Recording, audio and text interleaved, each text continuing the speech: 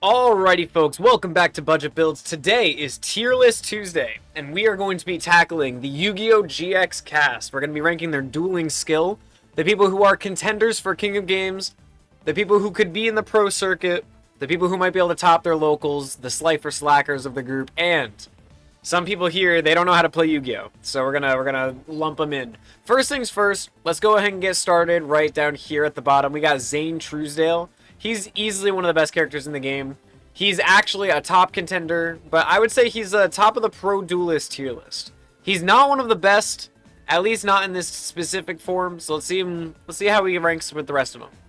Next, we got this guy. He's from Season 4, and he plays Honest. I'll be honest, he's garbage. He doesn't really know much about it. Like, Zane would kick his ass, so I'll squarely put him below Zane. Next, we have the Supreme King. Now, the Supreme King never loses a duel. He is undefeated. He's one of the only characters in Yu-Gi-Oh! That's completely undefeated. He does a draw against Axel, but he's also kind of BMing, so the Supreme King is way too overpowered. So he's top of the tier list for sure. He's king of games easily. Yubel, also really, really strong duelist.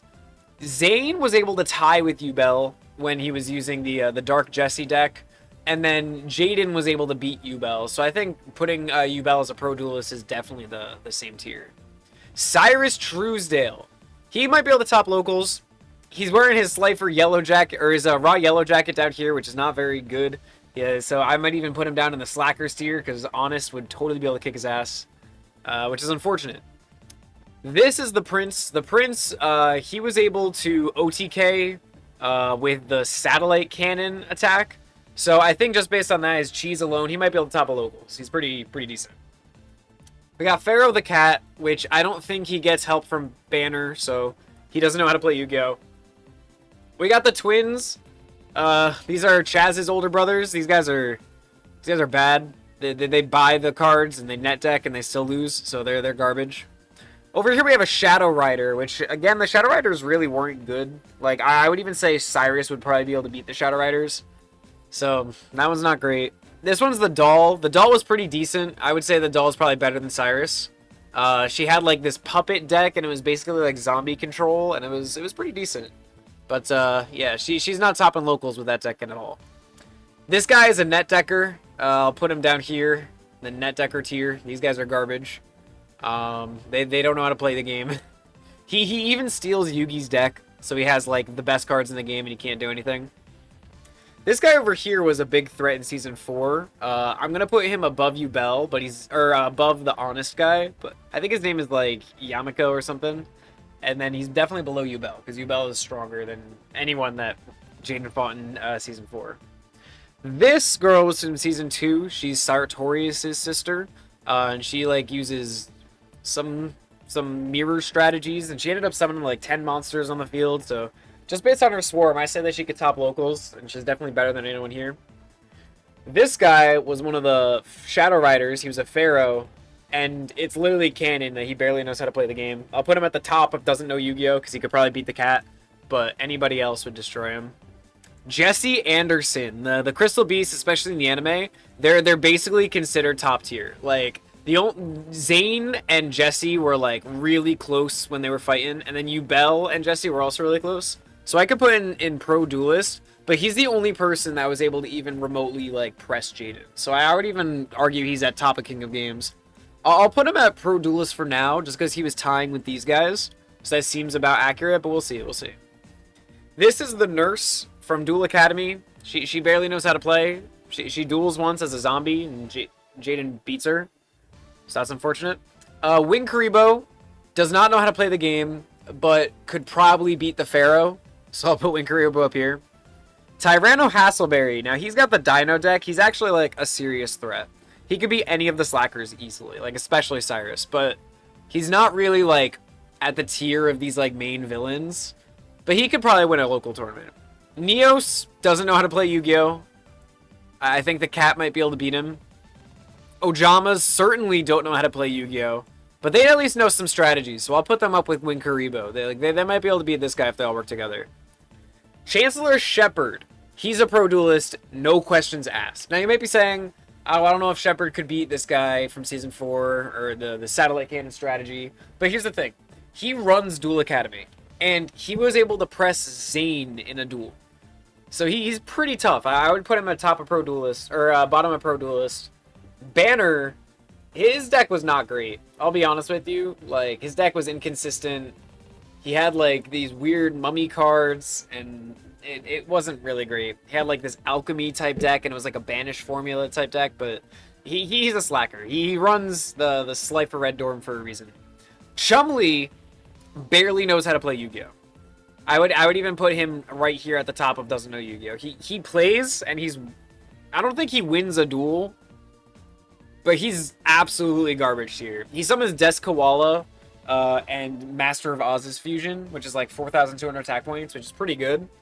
But I would feel pretty confident that he would lose to Miss Fontaine over here. So, just for that reason, he's in the doesn't know Yu-Gi-Oh! Tier. We can throw an apostrophe in there.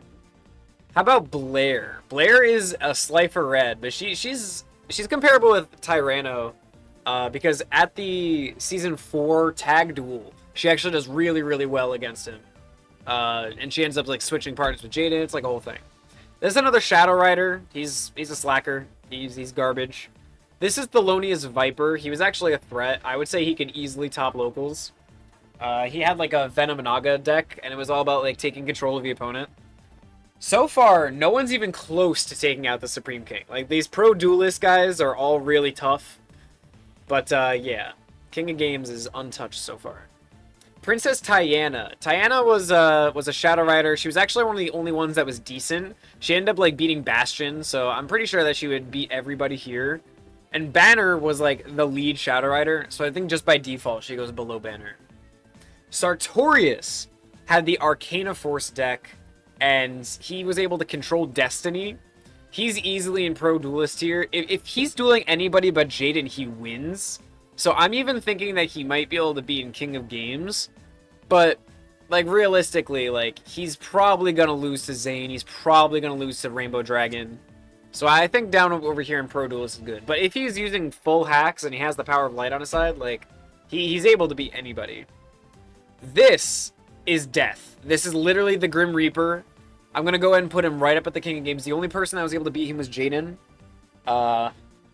And he's insane. He's literally the Grim Reaper, the embodiment of darkness. He's crazy. This guy over here is like Bonaparte's like kid or something. And he's not that great. So I'm going to go and throw him in slackers. I would say Cyrus could probably beat him. This is the Duel Academy Chancellor. He's basically Chancellor Shepard's boss. And the cool thing about him is he got all the Crystal Beasts, or the Sacred Beasts, but he lost with them. I don't even think... I think Cyrus could beat him, man. Like, his deck was garbage. He was able to cheat out the Sacred Beast, which was good. I'll put him at the top of the Slackers tier. Maybe he could top locals, you know, with really good luck. This guy, he has a Fossil deck. I think he was pretty decent. I would put him at the top of locals as well. He could probably win with his deck. It was very consistent. He had like Fossil Fusion. This girl had a Vampire deck and a deck that was able to like kill people. She was probably the best Shadow Rider. And she actually took a game off Zane. She cheated, but she took a game off Zane, and she beat Crowler. I'd put her maybe at the... She could probably do well at locals.